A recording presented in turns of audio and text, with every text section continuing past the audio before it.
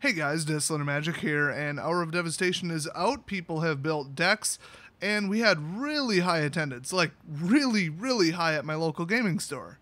In fact, strangely enough, a lot of people showed up who I've actually never seen before, and they also weren't at the pre-release, which is also kind of strange.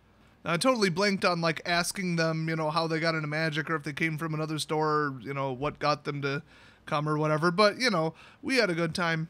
I'm always super nice to the new people because, otherwise they ain't going to come back, are they? Well, at least it was as nice as I could be, considering the circumstances. Bit of an urgent situation. This whole week has gone to crap, and I just want to go to bed so today is over. It's like that level of days so far. But besides that, the question on everybody's mind is Standard finally playable? Now that, what are we up to now? 4 or 5, whatever cards are banned that never should have been printed in the first place.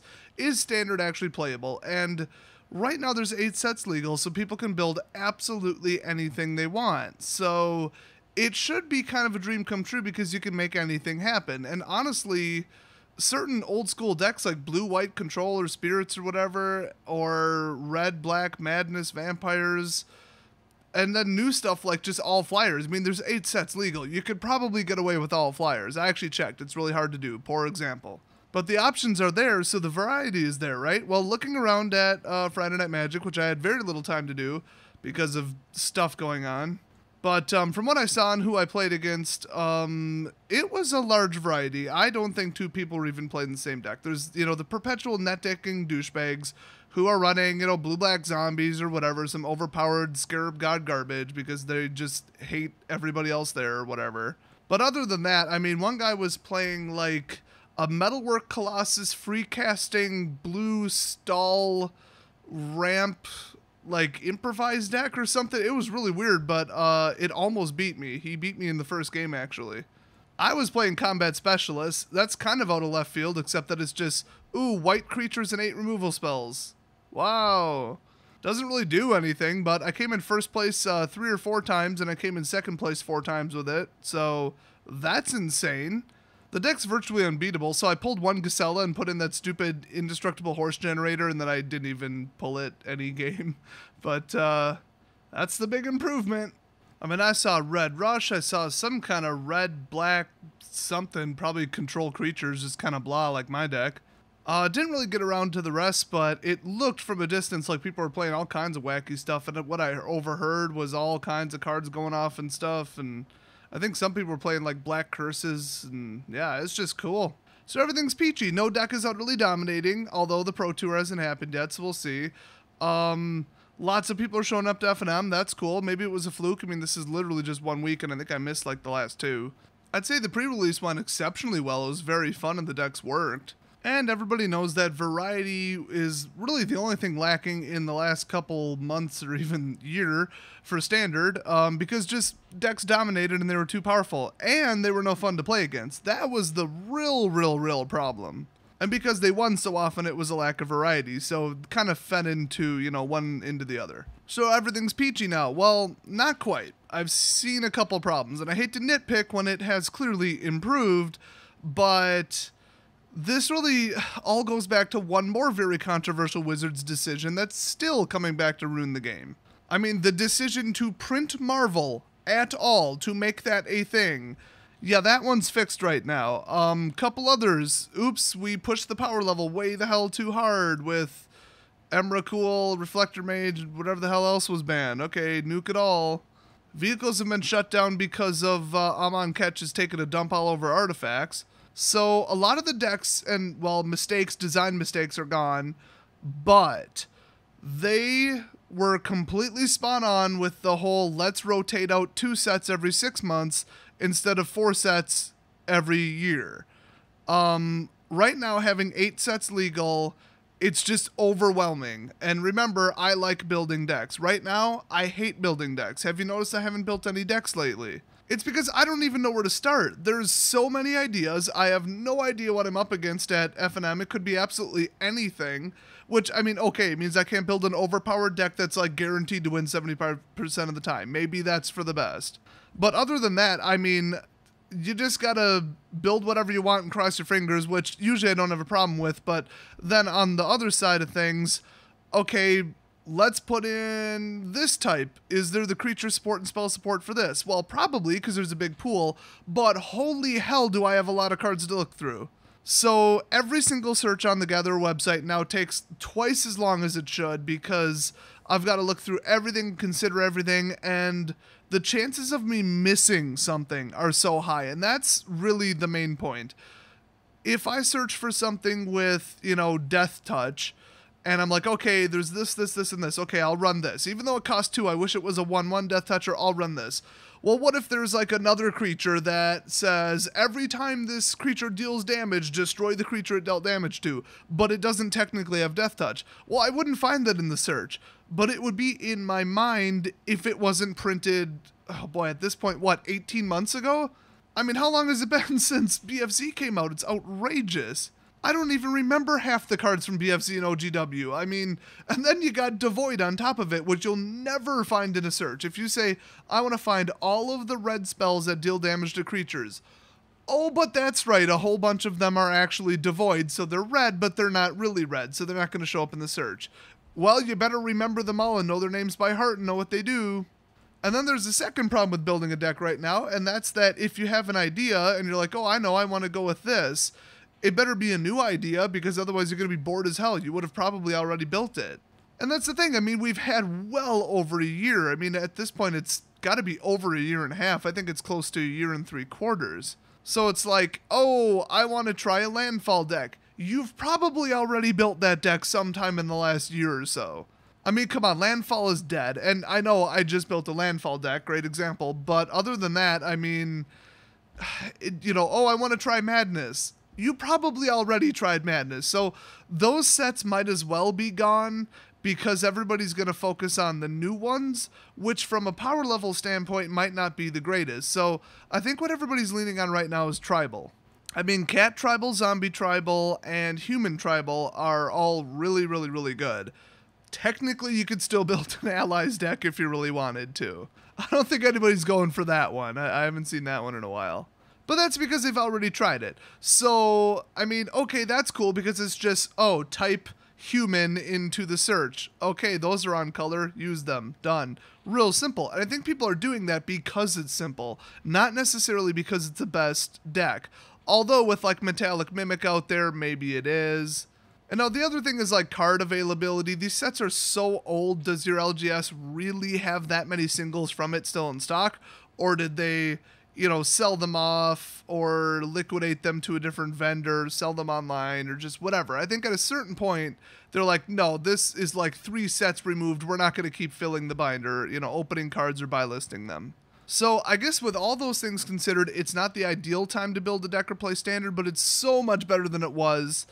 I mean, I'd give it maybe a 6 or 7 out of 10. We'll say 6.5, which is playable. It's not bad. It's kind of fun. It's just I'm finding it unbelievably stressful and difficult to come up with a deck idea. I almost want like less mechanics and less options, and I'll still come up with something really obscure out of left field that nobody ever thought of. And it'll be like super fun. Maybe it'll work, maybe it won't, but that's what I usually build. Right now, it's just bad, and I know that it's going to get worse. So not only is it kind of bad right now because it's just such a mental headache to wrap your head around every card that exists in the standard pool, but you know that with 8 sets legal, which is way more than there was ever supposed to be, after the Pro Tour, there's going to be some just horrific deck from hell. I say that because so far, every time they added a set to standard, it got worse. I mean, there was like 3 broken decks, and then 2 broken decks, which is arguably worse. Then it almost devolved to like 1 broken deck. And of course they had to ban 5 cards. I mean, I have a feeling that free casting Ulamog is going to be a thing, or Eldrazi Graveyard Resurrection might be a thing. Graveyard clearing, you gotta watch out for that. But also, black-blue zombies, that looks virtually unbeatable. And mill is always a nuisance. So one of those is a pretty good candidate for just dominating, and then everybody's going to play it. And then you'll have all the problems with building a deck at all, and also whatever you end up with, you won't win with it. Well, that's a bad combination, so hopefully it doesn't come to that. Hopefully we go to the Pro Tour and all kinds of decks are in the top 16. That would be really, really nice, because some people would, instead of saying, well, this came in first, this came in third, so obviously it's a better deck. That's like literally one game of Magic, or one round, that determined that. So no, not really a scientific sample size, but if you take the whole, the top 8 or the top 16, and look at all the decks, and it's all different decks, a reasonable person who knows the game would say, okay, which one is either the cheapest to build or looks like the most fun to play with me? And then even though they're net decking, because they're still copying the top results from a tournament, at least they're adding some variety to it. So hopefully I can come up with something horrifically broken, and find the cards for it and keep it cheap. And that's the other thing, is these sets have been around for so long, they have no value whatsoever. So whatever you want to build, it is cheap. So there are some upsides to this, but overall it just doesn't feel good right now. I'm actually looking forward to Ixalan coming out, even though Kaladesh and Amonkhet kind of have self-contained mechanics. I mean, there's Eternalized, Tribal, there's like horses and cats and whatever, and then it's just energy vehicles. And they really don't mix well at all. I don't think I saw somebody running a like 50% Kaladesh block, 50% Amonkhet block deck. So you'll have to go back to really boring old archetypes, and when 4 sets cycle out, you're going to have to run a weaker version of vehicles or a weaker version of zombies than before in the past. So like, what even is that? That's so stupid.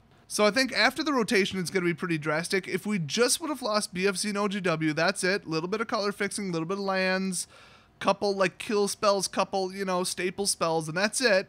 Wouldn't have had a very, very big impact on standard. And then after that, once I think the set after the Ixalan block comes out, then we would have lost Eldritch Moon and Shadows, and it's like, oh, okay, whatever. We lost some flyers, some lifelinkers, some death touchers, you know, some tribals, some mechanics, but whatever.